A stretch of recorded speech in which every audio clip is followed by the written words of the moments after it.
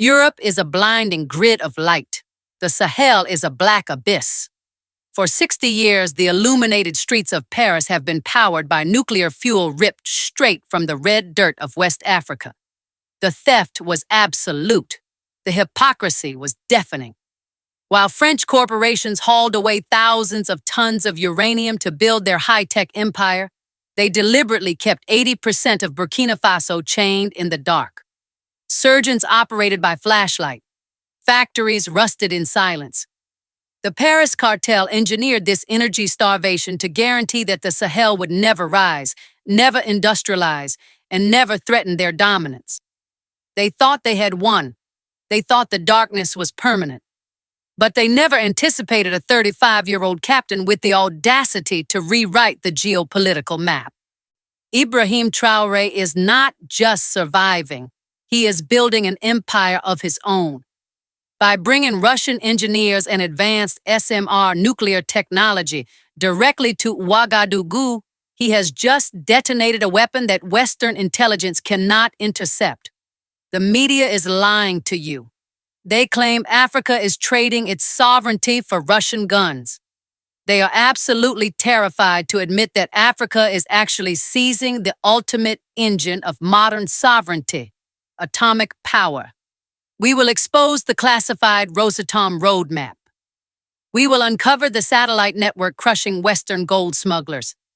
And you will see exactly how Traoré is flipping the switch on the greatest colonial heist in human history, using the very nuclear fire they tried to deny him. Look at the City of Light. Look at Paris. It is a glittering monument to Western supremacy. Every night, millions of watts of electricity surge through its veins, illuminating the Eiffel Tower, powering high-speed trains, and keeping the French economy roaring. But that light casts a very long, very dark shadow, and that shadow falls directly across the Sahel. For over half a century, the brilliant glow of the French Republic has been fueled by a silent, brutal extraction. The uranium beneath the red soil of West Africa was shoveled out by the ton. It was shipped across the ocean to feed the massive nuclear reactors of Europe. They took the raw energy of an entire continent.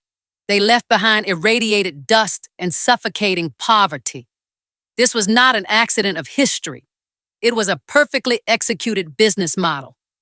And the architects of this model were the elites sitting comfortably in the Élysée Palace and the boardrooms of European energy giants. We call them the Paris cartel. Understand how this cartel operates. It is not just politicians making empty speeches. It is a sprawling, ruthless syndicate of state-backed corporations, intelligence agencies, and financial institutions working in perfect synchronization. When a French mining conglomerate sets up operations in the Sahel, they do not come as partners. They arrive as conquerors wearing tailored business suits. They secure exclusive rights through corrupt treaties, often signed decades ago under extreme duress. They fence off the most resource-rich lands. And while they extract the very elements that power the modern world, if the local villages right outside their razor-wire fences do not even have running water, the contrast is not just unfair, it is a crime against humanity. The Paris cartel built a narrative to justify this grand theft. They had to. They needed the world to look at West Africa and see only dust, instability, and despair. They told the international community that African nations were simply not capable of managing advanced energy infrastructure. They said the region was too volatile. They whispered that the local populations lacked the intellectual capacity, the strict discipline, and the engineering pedigree to safely operate complex power grids, let alone nuclear facilities. They framed their relentless exploitation as a burden they were nobly bearing. They were the sophisticated guardians of atomic power. Africa was merely the quarry. But let us look at the reality they tried so desperately to hide. Let us look at the deliberate starvation of Burkina Faso. 80%. That is the number that should make your blood boil. 80% of the population in Burkina Faso has been forced to live completely off the grid. While French citizens complained about minor fluctuations in their energy bills, mothers in Ouagadougou were giving birth in hospitals without reliable electricity. Surgeons were literally performing life-saving operations by the dim, flickering beam of battery-powered flashlights. This energy starvation was not a tragic side effect of underdevelopment. It was the absolute root cause of it. You cannot build a factory without stable power. You cannot run an industrial agricultural sector without heavy electricity. You cannot build a modern and a digital economy when your servers crash every 3 hours because the national grid collapses.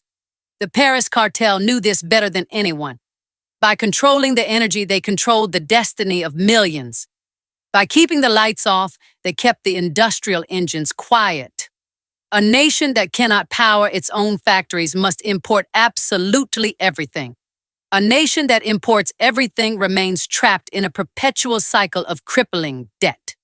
And who held that debt? The very same European institutions that were carting away the uranium. It was a flawless, airtight system of neocolonial subjugation. They called it stability.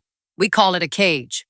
Whenever an African leader dared to suggest building domestic power capacities, the machinery of the Paris cartel would immediately spring into action.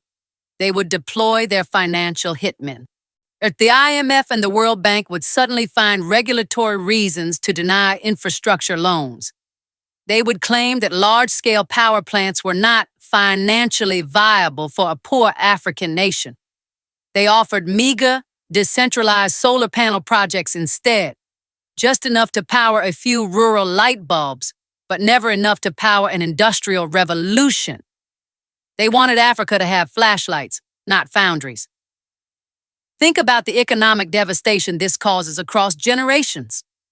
When you artificially suppress a nation's energy capacity, you are actively murdering its future. Young, brilliant minds in Burkina Faso, engineers, scientists, and innovators, are forced to flee to Europe, often to France, just to find a laboratory or a tech hub with a reliable power supply. The cartel drains the physical resources from the ground, and then they drain the human capital from the society. They create a wasteland, point at the poverty they engineered, and then use that very poverty as the ultimate proof that Africans cannot govern themselves. It is a sickening, self-fulfilling prophecy designed exclusively to protect Western hegemony. This was the psychological warfare waged against the Sahel. They conditioned generations of Africans to believe that darkness was their natural state.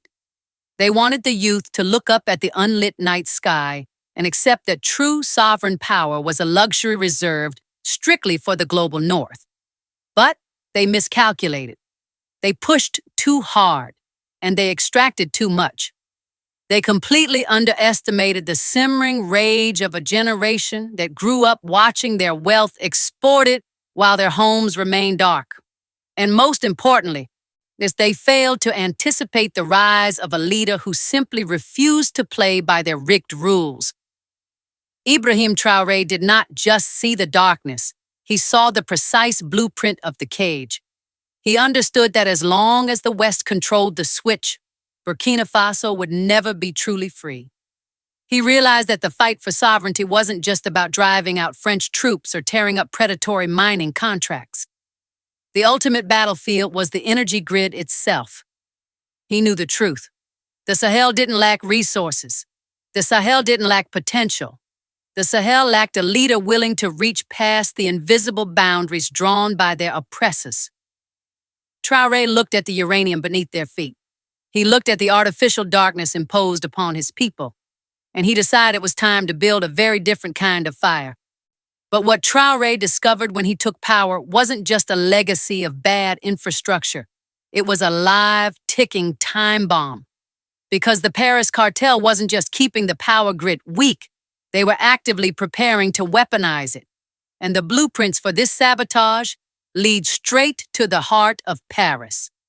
Power is not just electricity. Power is leverage.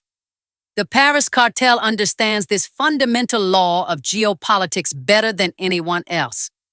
When Ibrahim Traore ordered the French military to pack their bags and leave Burkina Faso, a shockwave tore through the gilded corridors of the Élysée Palace. The colonial masters had lost their physical enforcers. They lost their boots on the ground. So they immediately reached for a much more cowardly, invisible, and devastating weapon. They decided to weaponize the grid itself.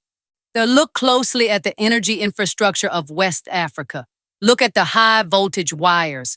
They are not symbols of regional integration. They are colonial leashes. For decades, Burkina Faso was deliberately kept undercapacitated, forced into an unnatural, crippling reliance on electricity imported from neighboring coastal states. And who controls those states? Leaders who still take their marching orders directly from European capitals. The world calls them ECOWAS. But let us be honest about their true insidious function. They are the puppet council. When Traoré refused to be tamed, the cartel activated this council. The orders from Paris were explicit and ruthless. Squeeze the grid, cut the supply, plunge the defiant nation into total, suffocating darkness. This was not a standard diplomatic dispute over unpaid bills. It was a highly coordinated act of economic terrorism. Imagine the blistering heat of the Sahel summer.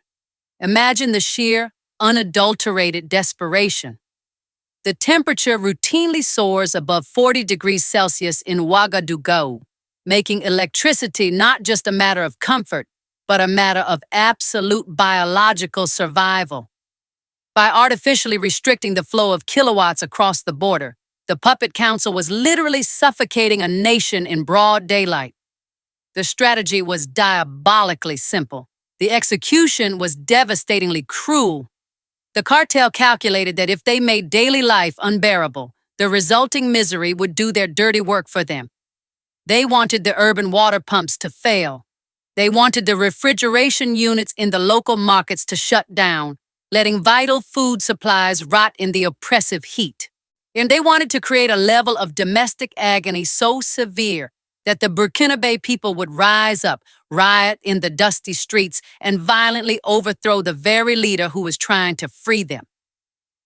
It is the oldest, most cynical neocolonial playbook. Create a crippling crisis, blame the victim for the fallout, then offer to rescue them only if they surrender their sovereignty on a silver platter. Western media outlets gleefully played their assigned part in this psychological warfare. They ran endless, sensationalized headlines about the rolling blackouts in Burkina Faso.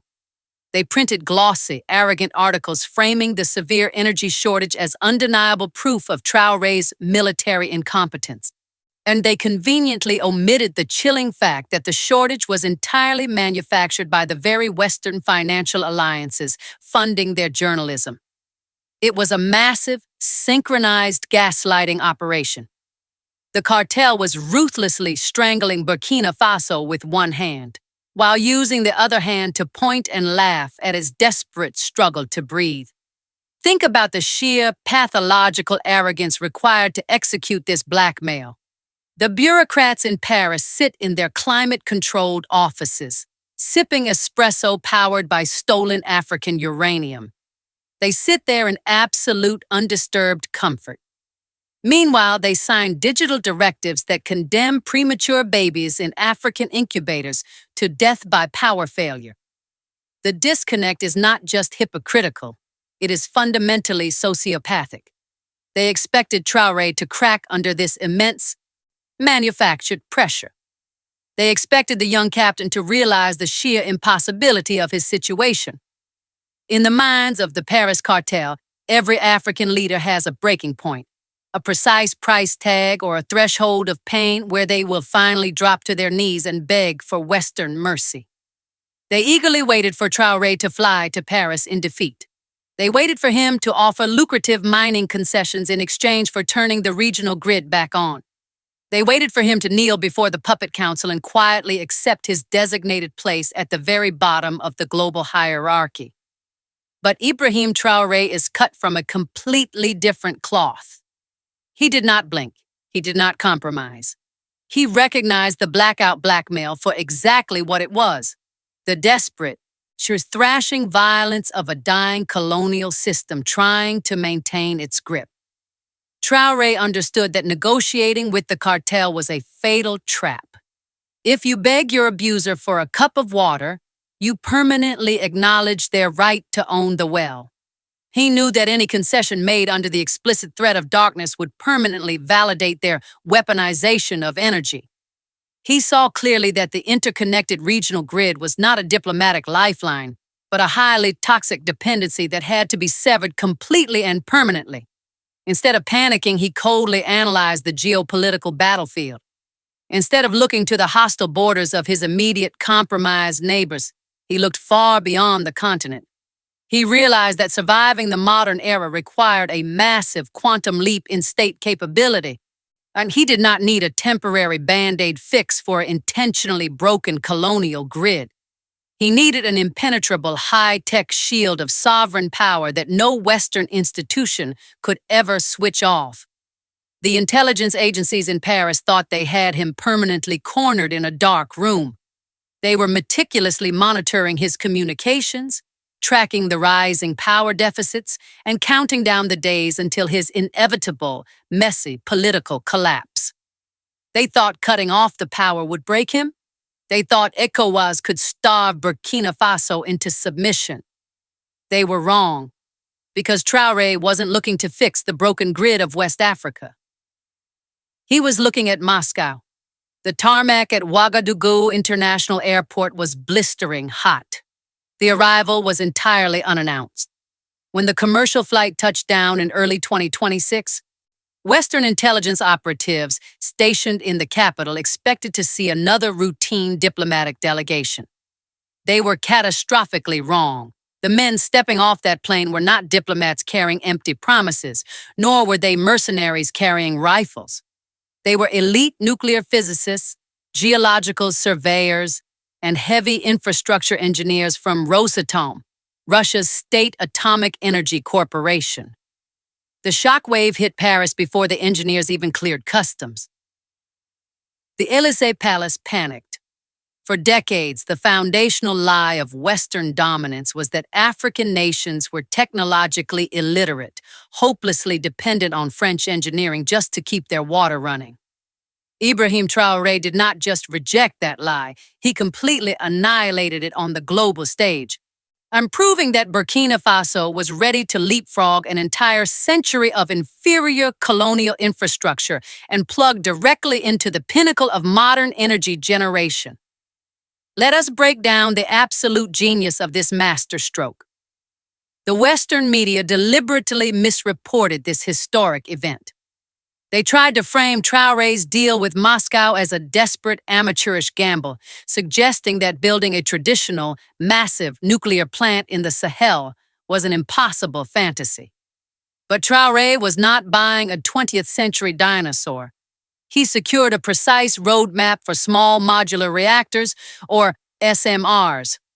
SMRs are not just power plants, they are geopolitical shields. Traditional nuclear facilities are massive, sprawling complexes that take decades to construct. They require billions of dollars in predatory loans from institutions like the World Bank, entrapping the host nation in a permanent cycle of debt before a single light bulb is even turned on. Furthermore, traditional plants require a highly centralized, vulnerable national grid.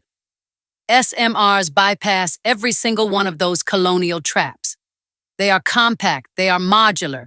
They can be deployed strategically near major industrial zones or vital military installations, operating completely independently of the fragile regional networks controlled by the puppet council. By choosing SMR technology, Traoré effectively inoculated his nation against any future energy blackmail. If ECOWAS cuts the external lines, the local SMRs keep the hospitals running and the factories humming. The energy hostage situation is officially neutralized. Let us look deeper at the absolute hypocrisy of the global reaction. When Western nations build nuclear plants, it is celebrated as a triumph of human progress, a vital step toward green energy and climate stability. When an African nation attempts to do the exact same thing to save its people from crushing poverty, it is immediately branded as a global security threat. The Western press suddenly became terribly concerned about proliferation risks and environmental safety in the Sahel.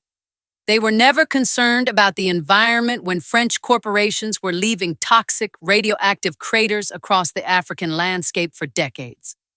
Their sudden environmentalism is nothing more than thinly veiled economic panic.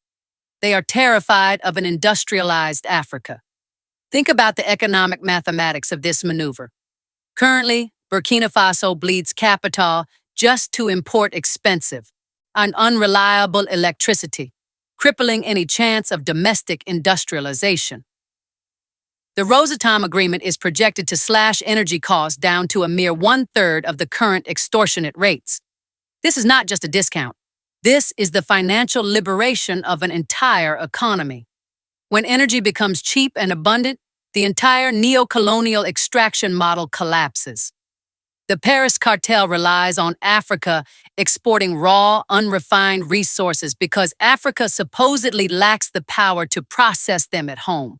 But with SMRs firing on Burkina Faso soil, that dynamic reverses instantly. Traore is laying the groundwork to process their own gold, refine their own minerals, and build their own manufacturing base. He is transforming Burkina Faso from a passive quarry for Europe into an industrialized fortress in the heart of West Africa, where the psychological victory is even more devastating than the economic one. The cartel spent 60 years conditioning the Sahel to fear the atom, insisting that nuclear technology was a sacred fire reserved strictly for white Western democracies. They extracted African uranium to build French prosperity, while telling the Burkina Faso people that they were simply too backward to harness that same energy. Traore took that racist, patronizing narrative and smashed it into a million pieces. He looked at his people, he looked at the uranium beneath their feet, and he declared that the era of artificial darkness was permanently over. This was the moment the balance of power fundamentally shifted. In October 2023, the initial memorandum was signed in Moscow, and the West laughed it off as a meaningless public relations stunt. They arrogantly assumed that the technical, logistical, and financial hurdles were far too high for a young military captain to overcome. But by 2026, the laughter stopped entirely. The geological equipment was physically on the ground. The site surveys had officially begun. The theoretical nightmare of Western intelligence had materialized into cold, hard, radioactive reality. You have to understand the profound humiliation this caused the French establishment. France, a nation that prides itself on being a global nuclear superpower, utterly failed to develop a single sustainable power grid in Burkina Faso after more than half a century of total hegemonic control. It took Ibrahim Traore less than 4 years to secure a tangible, high-tech roadmap to absolute energy sovereignty. He outmaneuvered the most sophisticated intelligence agencies and financial institutions in the Western world, not by firing a single bullet, but by signing a contract that shifted the technological axis of the continent. This is what true Pan-African resistance looks like in the 21st century. It is not just about protesting in the streets or delivering fiery speeches at the United Nations. It is about seizing the means of production at the highest possible technological level. Traore understood that a nation cannot be truly sovereign if its hospitals and factories rely on the permission of its historic abusers just to turn the lights on. He reached out to a multipolar world, found a willing partner, and bypassed the Western gatekeepers completely. The reactors are coming. The uranium stays in Africa. The Paris cartel is bleeding. But the West has one final desperate card to play, and it involves the very sky above the Sahel. The sky above the Sahel is vast. It is supposedly empty. But for decades, this massive, unmonitored airspace has been the ultimate playground for Western extraction. The Paris cartel did not just want uranium to power their nuclear plants. They wanted gold to anchor their financial empires, and they wanted it completely off the books, flown out of the continent under the radar of a blind and helpless African state. Look at the official mining contracts. Look at the officially declared export numbers. They are a massive, mathematically impossible lie. Western intelligence agencies and multinational corporate syndicates have exploited the highly porous borders of Burkina Faso for generations, running illegal ghost flights and massive, so heavily armed illicit convoys deep into the desert. They extract billions of dollars in raw, untraceable gold from illegal artisanal mines. They declare a tiny, insulting fraction to the local government in Ouagadougou, and they smuggle the massive remainder directly into the European banking system, laundering the stolen wealth of a sovereign nation while simultaneously and secretly funding the very terrorist insurgencies they claim to be fighting. This is the darkest, most closely guarded secret of the neocolonial machine. The cartel actively benefits from regional instability. When terrorists attack a region, the state military is forced to retreat, leaving vast, gold-rich territories completely unprotected. The Western mining conglomerates then swoop in, utilizing their shadow networks to extract the wealth without any governmental oversight or taxation. The Burkina Faso military knew this was happening. Traoré knew this was happening. But knowing a crime is being committed is not enough to stop it. You cannot intercept a ghost flight if you cannot physically see it. You cannot secure a border that stretches for thousands of kilometers through unforgiving, hostile terrain, using only exhausted ground patrols and outdated colonial-era binoculars. The cartel relied entirely on this technological blindness. They weaponized the vast, ungovernable geography of the Sahel against its own people. Traoré understood the brutal, uncompromising mathematics of modern sovereignty. Sovereignty without high-tech surveillance is just a theoretical, academic concept. To stop the massive hemorrhage of gold, he didn't just need more soldiers bleeding into the sand. He needed an all-seeing, unblinking eye in the sky. And once again, while the West was busy lecturing him on democratic norms and threatening further economic sanctions, he was quietly, methodically negotiating a second masterstroke with Moscow. The Rosatom nuclear deal was the headline that panicked the world. But it was never just about reactors. It was a brilliantly disguised Trojan horse carrying a much larger, comprehensive technological revolution into the heart of West Africa. Buried within the classified annexes of these strategic partnerships was the immediate deployment of an independent, highly advanced satellite monitoring and geospatial intelligence system. This was not a civilian weather tracker or a basic mapping tool.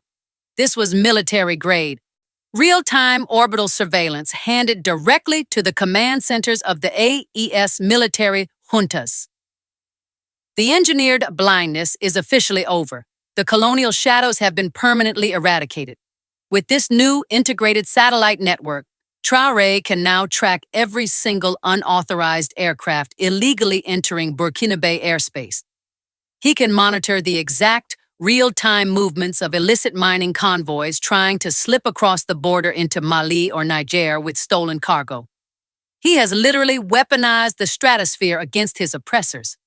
The cartel can no longer hide their massive logistical theft behind the vast, dusty expanse of the Sahara Desert.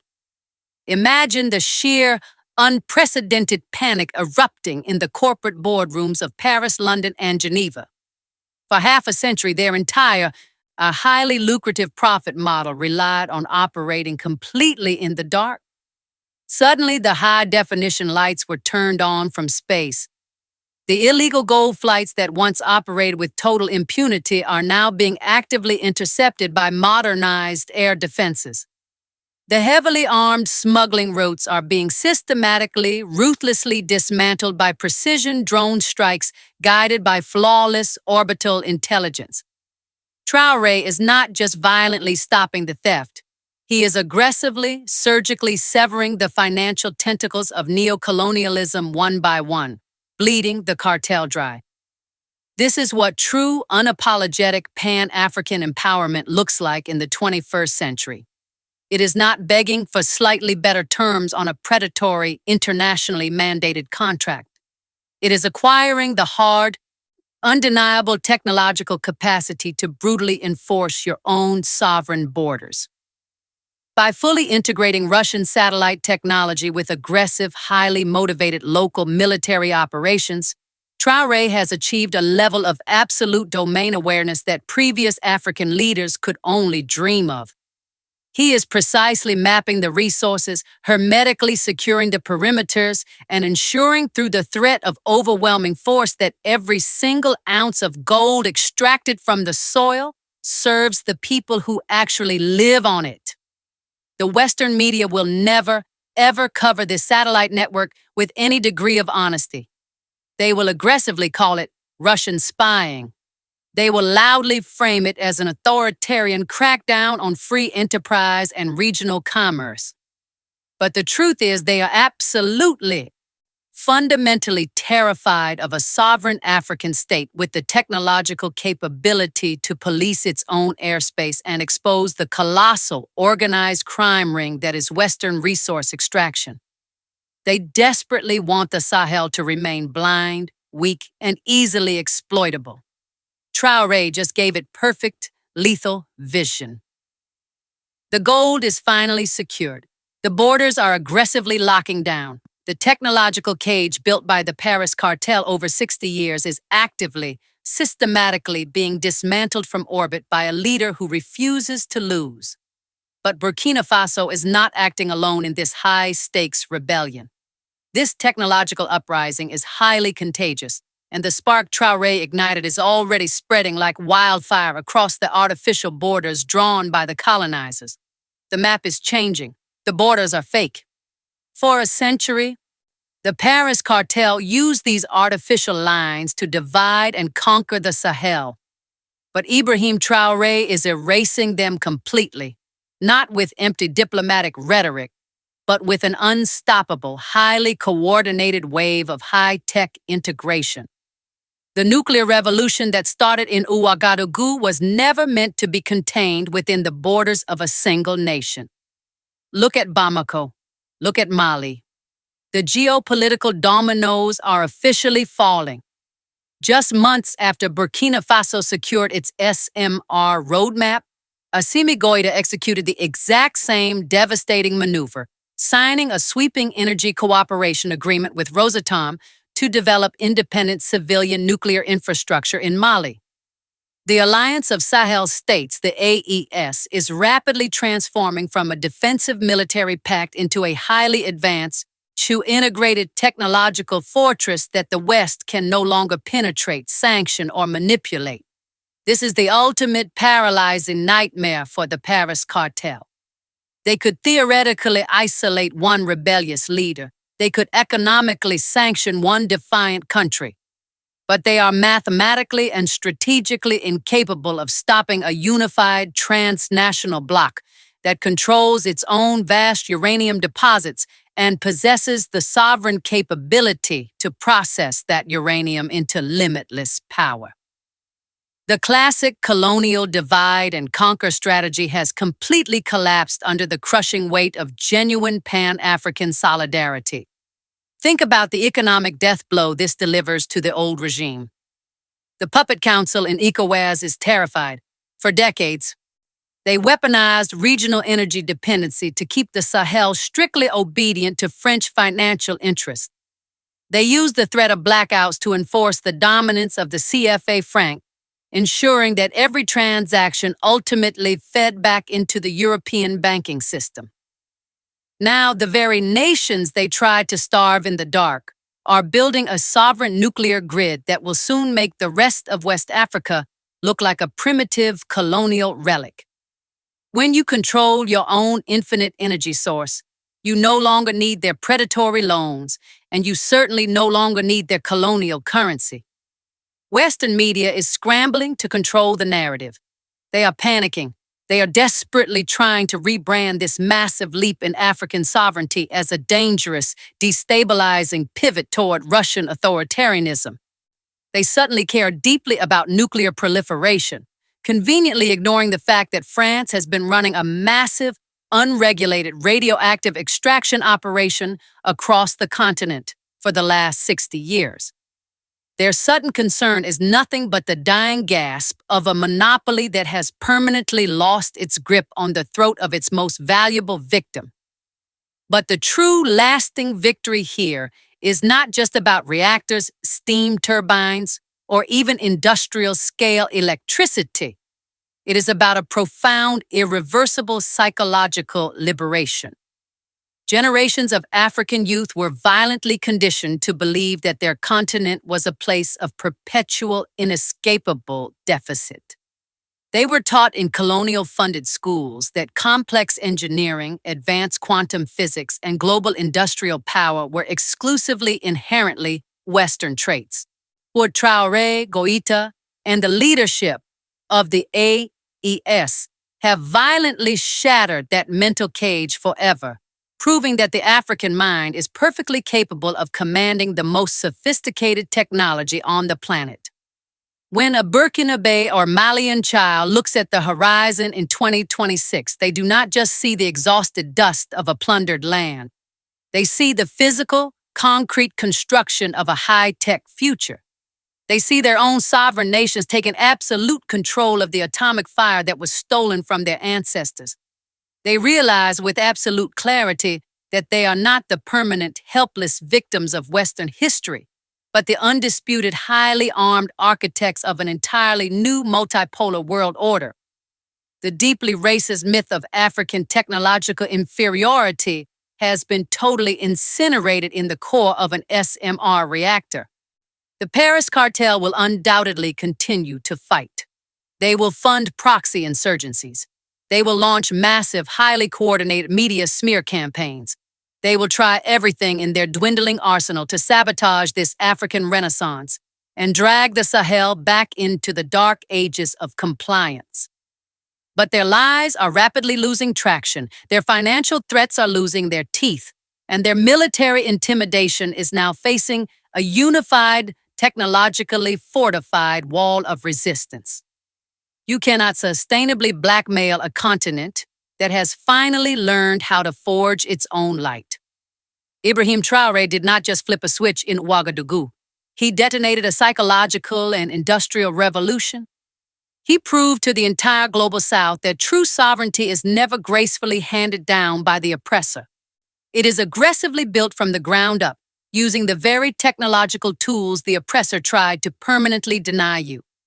The Sahel is no longer the dark, bleeding heart of the French Empire. It is the glowing, sovereign core of a fully awakened Africa. The mainstream media will try to bury this truth. They want to keep this revolution in the dark. But every time you share this video, another colonial lie burns to ashes. You are the algorithm now. Show the Paris cartel that their time is up. Drop ignite or game over in the comments and let the world know that Africa is not asking permission anymore.